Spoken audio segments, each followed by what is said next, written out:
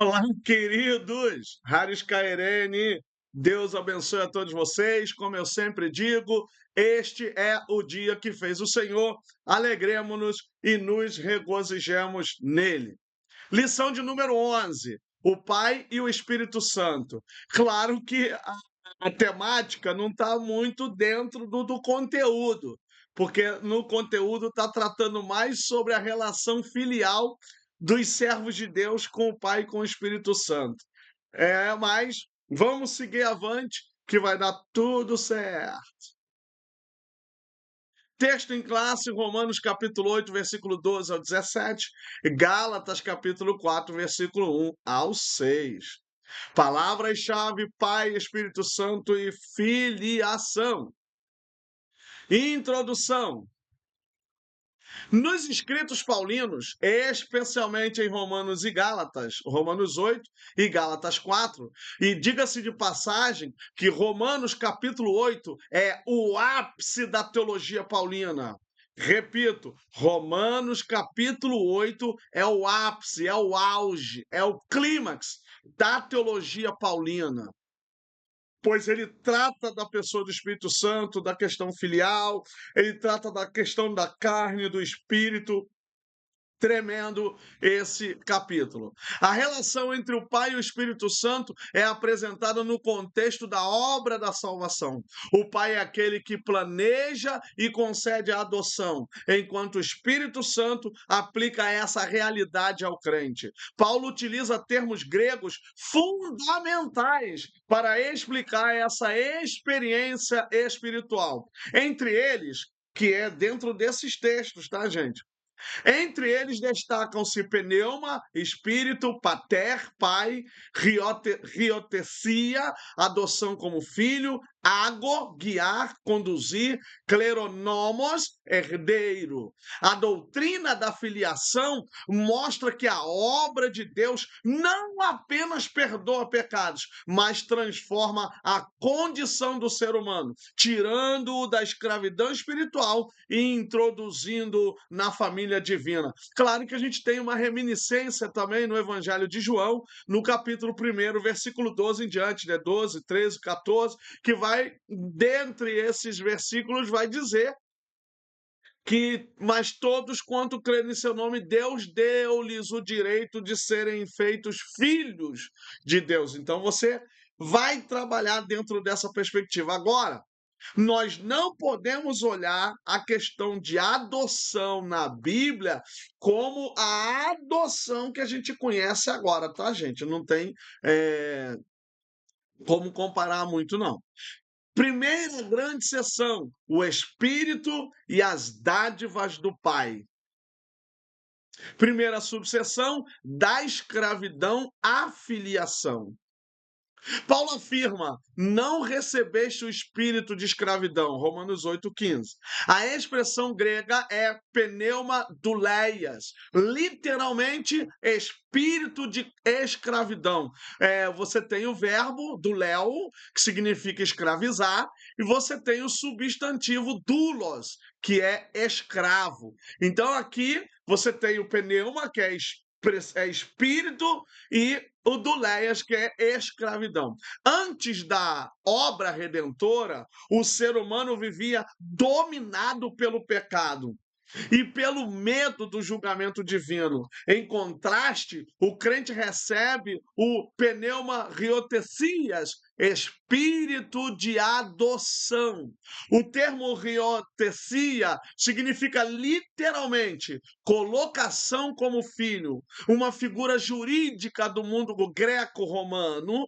Por meio do Espírito, Deus não apenas introduz em uma nova relação familiar com ele, ou seja, mas também o introduz, né? Desculpa, Deus não apenas liberta o pecador, mas também o introduz em uma nova relação familiar com ele. Lembre-se, Jesus diz: eu não chamo vocês mais de servos, eu chamo vocês de amigo, porque ninguém é melhor amigo do que a relação familiar.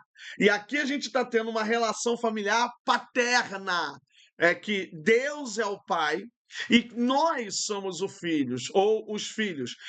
Eu não gosto muito, gente, as pessoas ficam inventando algumas coisas, como, por exemplo, príncipes e princesas. Nós somos príncipes e princesas, porque Jesus é rei. Aí ficam dizendo que em parte nenhuma da Bíblia diz que nós somos príncipes e princesas, somos filhos. É isso que nós somos. Passamos da escravidão para a filiação.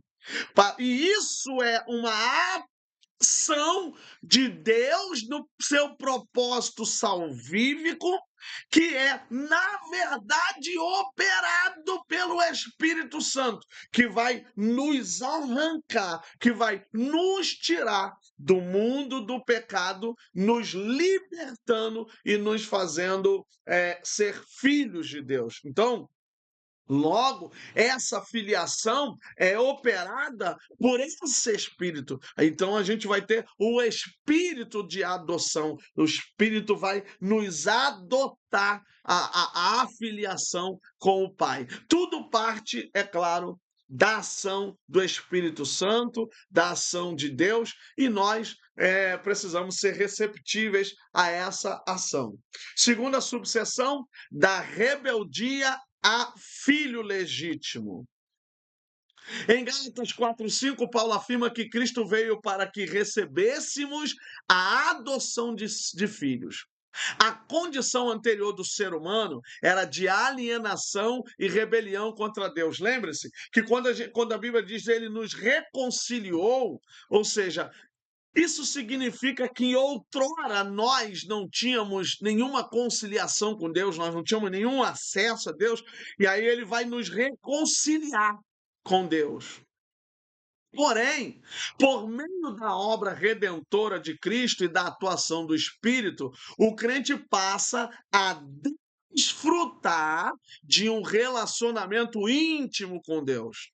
Essa nova relação é expressa na oração Abba Pai, Abba Rapate, que é um termo tanto do hebraico quanto do aramaico, né? No hebraico é Av, e aqui você tem um aramaísmo nos escritos de Paulo, porque Paulo conhecia os termos tanto hebraico, quanto grego, quanto aramaico, possivelmente latim também, ele não fala nada de latim, mas ele está dentro de um contexto latino, que é a língua romana daquela época, mesmo que o grego esteja em grande expansão e dominante língua daquela época.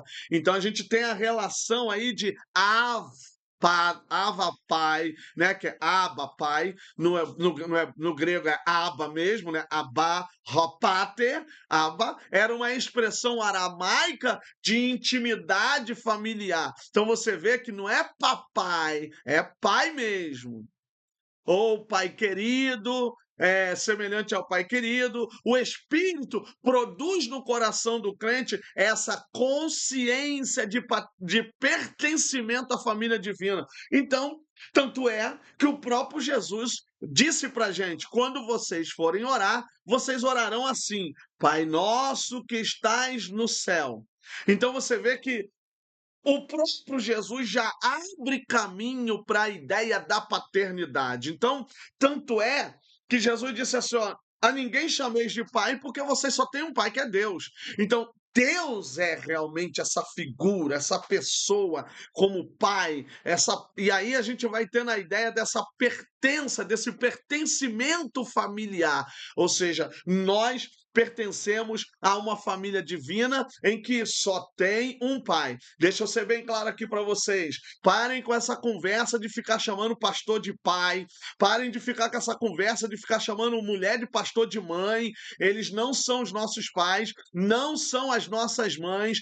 Nós temos no mundo da família divina um único pai, que é Deus, e todos os demais são irmãos em Cristo Jesus. Não tem esse negócio de mãe também, não. Somos irmãos em Cristo Jesus e só temos um pai. Aí também botaram a ideia de pai na fé, né? Fulano é pai na fé. A Bíblia só mostra não como pai da fé. Mas a gente vai acrescentando coisas no corpo da igreja que não tem muita relação assim, mas por assimilação. As pessoas devem fazer isso por assimilação. Mas na família divina, o único pai é Deus. Eu sou pastor há 22 anos e quando fico, o pastor é meu pai. Eu falo, não sou pai de ninguém, eu sou pastor. Eu estou como pastor. Pai é só Deus. Então, essa relação paterna, esse pertencimento, é um vínculo causado pela presença do Espírito Santo. Então, o Espírito Santo, ele habita no crente, trazendo essa capacidade de paternidade, dessa relação paternal entre Deus e os seus filhos que foram chamados, adotados pelo Senhor Jesus Cristo.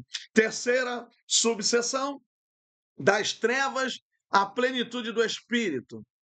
A transformação espiritual também envolve uma mudança de domínio. Antes, o ser humano vivia sob o poder das trevas e da carne, ou seja, sob o pecado, sob a vontade, os desejos, os prazeres carnais. Em Romanos 8,14, Paulo afirma: todos os que são guiados pelo Espírito de Deus são filhos de Deus. Gente, é importantíssimo essa ideia de sermos guiados pelo Espírito Santo de Deus. A presença do Espírito, pneuma, theou, indica que o crente agora vive sob uma nova realidade espiritual. Lembre-se de Paulo: não sou eu que vivo mais, mas é Cristo que vive em mim. Caracterizada pela comunhão com Deus e pela direção divina. Assim, a vida cristã não é apenas mudança de comportamento, mas participação na vida do Espírito. O crente, ele pode participar na vida do Espírito. Ele precisa estar participando dessa vida, porque aí o crente vai ter a capacidade de vencer o pecado, de vencer a carne, de vencer o mundo, porque quando nós nos inclinamos para as coisas da carne, diz esse mesmo capítulo, Romanos 8, a gente morre. Quando a gente inclina para as coisas do Espírito, nós temos vida, paz. Então é importante se inclinar para a vida que é no Espírito. Segunda grande seção, o Espírito nos guia na vontade do Pai. Primeira subseção, os filhos são guiados pelo Espírito. Romanos 8,14 utiliza o verbo agontai.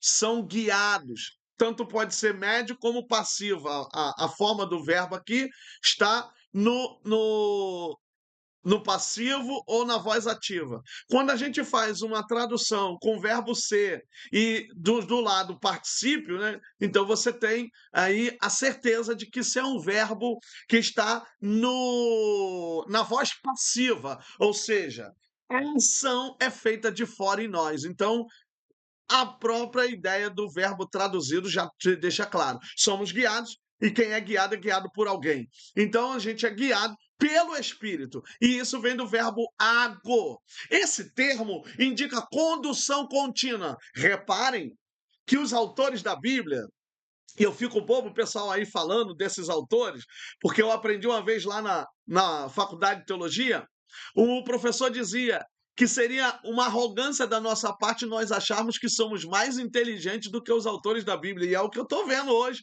nos podcasts, nos debates. E aí a gente vê o quê?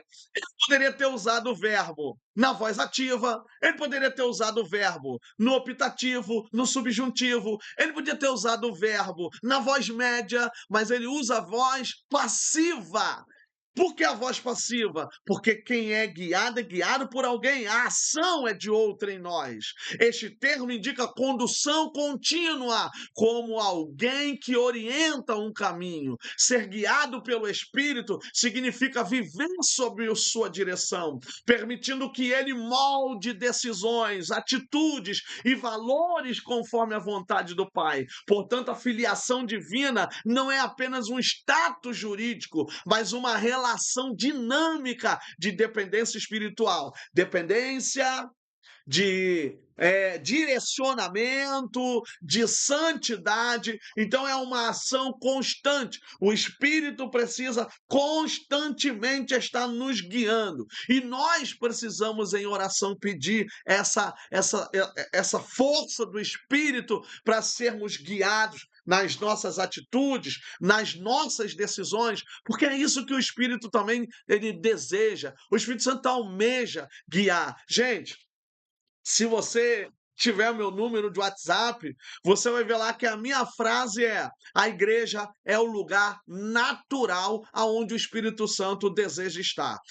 Se cada um de nós, como templo do Espírito, porque a igreja só é igreja no outro, então a gente, quando não estamos no outro reunido, nós somos templo do Espírito, que Paulo diz isso. Como templo do Espírito, nós, como templo, é também o lugar natural onde o Espírito deseja estar. Então, todos os dias, nós precisamos ter essa presença do Espírito Santo em nossas vidas. Vai resolver uma coisa, tem que orar. Vai tomar uma atitude, tem que falar com ele. Então, ele quer ter essa relação dinâmica de dependência. O Espírito é dinâmico, ele é poder e ele almeja fazer tal coisa. Segunda subseção, o Espírito opera a mortificação da carne. Romanos 8,13 declara: se pelo Espírito mortificardes os feitos do corpo, vivereis. Deixa eu dizer, eu tenho um artigo científico que está dentro desse capítulo, Romanos capítulo 8, versículo 1 ao 13. Quem desejar, faça um comentário lá que eu coloco lá o link para vocês baixarem o PDF desse artigo numa revista acadêmica. O verbo tanatou, que significa fazer morrer, daí você tem Thanatos, que significa morte, né? Então, se pelo Espírito mortificar os feitos do corpo, vivereis. Então, o verbo significa fazer morrer ou mortificar. Aqui Paulo ensina que a vitória sobre o pecado não é fruto apenas do esforço humano, mas da ação do Espírito Santo no crente. Quando a gente diz assim, não é fruto apenas, é porque existem pessoas que naturalmente querem deixar de fazer algumas coisas que são pecado, como por exemplo, a pessoa quer largar um vício e tal, ela diminui um tipo de pecado, mas continua no pecado. Mas o Espírito Santo, ele vai agir na vida do crente de maneira que ele seja liberto completamente de seus pecados. Não é apenas ser liberto de um ou outro, mas é ser liberto de todos os pecados. Agora, a gente também precisa entender que mesmo essa forma de vida que nós temos como seres humanos não isenta da gente cometer certos pecados, mas não nos escraviza. Então nós não somos escravos do pecado. Eu acho interessante ali Romanos 5 e o versículo, capítulo 5 e o 6, do final do ciclo diz que aonde abundou o pecado, superabundou a graça de Deus. E aí dá a ideia de quê? De uma hipergraça? Não, vamos cair dentro, que a graça vai sempre abundar. Mas Paulo, ele vai amarrar essa situação aí quando ele diz lá no capítulo 6, versículo 1 em diante, né? Que diremos, pois, permaneceremos no pecado para que a graça de Deus abunde sobre nossas vidas? De maneira nenhuma. Porque como nós, estando mortos para o pecado, viveremos nele. Então, a ação do Espírito Santo, ela capacita o cristão a resistir às obras da carne e a viver de acordo com essa nova natureza que a gente recebe do Espírito Santo. Terceira subseção: o Espírito age conforme o plano do Pai. O Espírito Santo não atua independentemente do Pai, mas dentro do plano divino da redenção, porque a Trindade é um. A essência é uma, o acordo é total. Em Gálatas 4,6, Paulo declara: Deus enviou aos nossos corações o Espírito de seu Filho. O verbo exapasteilen significa enviar com propósito. Isso mostra que o Espírito é enviado pelo Pai para aplicar a obra de Cristo, garantindo que os crentes vivam na realidade da filiação e da comunhão com Deus. Então, o Espírito não foi dado sem propósito. O Espírito foi dado com um propósito. Ele veio para realizar as obras do Filho nos corações. Ó, Deus enviou aos nossos corações o Espírito de seu Filho. Qual é a obra do Filho? Porque o Espírito não é o outro consolador? O Espírito não é o outro que é semelhante ao Filho? Então ele vai fazer as obras que o Filho fez, ele vai continuar essas obras, realizando a sua vontade nos nossos corações. Então, o Espírito de Deus é essa pessoa que atua como Jesus atuou na obra salvífica, trabalhando em nossos corações e aplicando a sua obra de Cristo também em nossas vidas, garantindo aí essa vivência da realidade da filiação. Porque sem Jesus, gente, e sem o Espírito Santo e sem Deus, nós não temos comunhão com o Pai, não temos comunhão com a Trindade. Terceira e última grande sessão. A Trindade nos conduz à herança eterna. Herdeiros de Deus por adoção. Romanos 8:17 afirma: se somos filhos, somos também herdeiros. A palavra kleronomoi significa herdeiros, está no plural. No caso aqui, kleronomos seria o singular, nominativo. E aqui, somos herdeiros. A palavra, já falei, né? Aqueles que recebem uma herança. No pensamento bíblico, essa herança não é apenas material, mas inclui vida eterna, comunhão com Deus e participação no reino de Cristo. Mas isso aqui não dá margem para a gente dizer que nós somos príncipes e princesas, nós somos servos, somos doulos. É isso que nós somos. Doulos é escrava a palavra, mas está traduzido aí servo para suavizar por causa do contexto que nós estamos vivendo. Então nós somos herdeiros. Então somos herdeiros, ou seja, aqui é um cai, que esse cai pode ser traduzido como também. Então você tem somos filhos e herdeiros. Ou seja, esse cai faz uma ligação entre os dois termos, filhos e herdeiro, então, ao mesmo tempo, a gente é filho e herdeiro. Herdeiros de Deus, herdeiro das coisas do reino. Eu costumo dizer, é claro que a gente fala isso, mas é uma realidade que o crente é o grupo de pessoas que é o mais rico de toda a humanidade. O problema é que a nossa riqueza não pode ser gasta aqui, porque ela é toda no reino. Agora, olha a vida que nós temos de paz, de amor, de prosperidade, porque a palavra prosperidade e os cultos de prosperidade no nosso meio foi desvirtuado. Mas prosperidade não necessariamente implica finanças, mas paz, sabe? Numa família tranquila, filhos obedientes, uma casa cheia de bênçãos de Deus, porque a família unida é bênção de Deus. O que adianta morar num palácio com tudo aplanado, mas com contenda? Não adianta, um desejando a morte do outro para ficar com a herança. Enquanto nós, pelo contrário, o Filho de Deus morreu para que nós fôssemos herdeiros. Na vida secular, às vezes são os familiares que querem matar para poder herdar. Olha a diferença. Olha a diferença.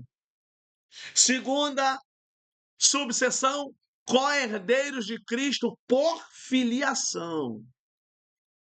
Paulo afirma ainda, sincleronomoi Cristo, ou seja, cordeiro, co-herdeiros de Cristo, porque tem ali o substantivo,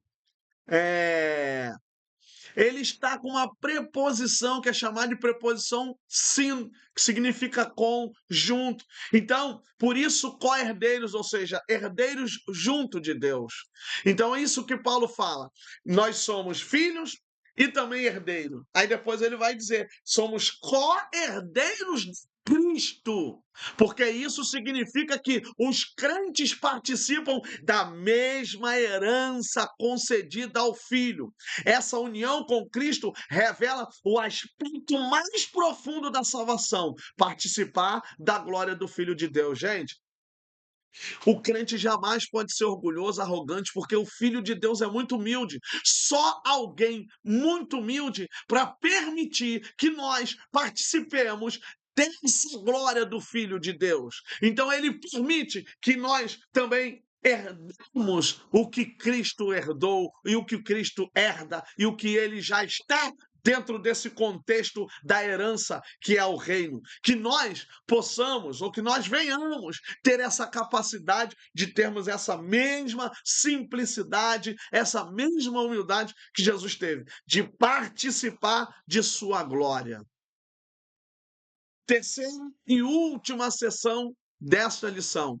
O Pai administra o tempo da herança. Em Gálatas 4:2, Paulo afirma que o herdeiro está sobre tutores até o tempo determinado pelo pai. A expressão grega prostemia tu patróis significa o tempo estabelecido pelo Pai. Assim, Deus é quem determina o momento da plena manifestação da herança, porque a gente está vivendo o já e o ainda não. Nós somos herdeiros, porque é o já, é o que vivemos, e o ainda não, que é o reino definitivo. Então é Ele, é Deus que tem o sustento, é Deus que guarda, é Deus que tem o poder do tempo. E aí, ele não só tem o poder do tempo do Cronos, mas ele tem o poder do tempo Kairos também, que tem diferença. Enquanto o Cronos tem a ideia de centésimos, milésimos, segundos, minutos, horas, dias, semanas, meses e anos, o Kairos é o tempo sem tempo, porque ele não tem 24 horas. Então, o nosso Deus, ele tem o controle do tempo. Então, na hora certa, a manifestação da herança vai acontecer. Atualmente, os crentes já são filhos, mas aguardam a consumação futura da redenção. Então, Jesus, ele vai dizer isso, né? Que nós vamos ter vida e vida em abundância. E essa vida em abundância ou com abundância, ela já parte daqui. Porque essa abundância, gente, é a presença de Deus, é a manifestação de Deus na vida do crente. É ser uma pessoa bem-sucedida em Cristo. É uma pessoa que vence tudo em Cristo. Como Paulo disse, né? Sei ter abundância, sei ter fartura, sei passar necessidade, sei ter veste, também sei não ter. E aí ele vai dizer: posso todas as coisas naquele que me fortalece. É isso, é ter uma vida abundante diante de Deus, é ter a capacidade de suportar todo o processo que vem sobre a nossa vida. Conclusão. Romanos 8 e Gálatas 4 revelam a profunda cooperação entre o Pai, o Filho e o Espírito Santo na obra da salvação. O Pai planeja a adoção, o Filho realiza a redenção e o Espírito aplica essa obra ao coração dos crentes. Por meio dessa ação trinitária, o ser humano passa da escravidão do pecado para a dignidade de filho de Deus. Assim, a vida cristã é marcada por três realidades fundamentais: filiação, somos adotados por Deus; direção espiritual, o Espírito nos guia na vontade do Pai; herança eterna, aguardamos a plena manifestação da glória preparada para os filhos de Deus. Dessa forma, a doutrina da filiação não é apenas um ensino teológico, mas uma experiência viva da graça de Deus, na qual o crente pode clamar com confiança: Abba, Pai. E esse mesmo texto de Romano diz que se alguém não tem o Espírito de Deus, esse tal não é de Deus. Gente, eu já falei várias vezes aqui. Existe um tripé na fé. Deus sabe os que são seus, não tem para onde correr. Os que são de Deus não querem pecar. E quem é de Deus tem o Espírito Santo de Deus. Sem isso, não há como dizer que é. Porque Deus sabe os que são, nós sabemos a nossa relação com o pecado, e nós precisamos entender que sem o Espírito Santo nós não somos dele. Que Deus abençoe a sua vida. Siga, compartilhe, dê um like, deixe o sininho ativo e nós iremos fazer na próxima semana é, uma síntese. Pequena em síntese é redundância. Uma síntese da próxima lição, do segundo trimestre. Deus abençoe, um abraço, Deus esteja na vida de vocês. Haris Kai Eren.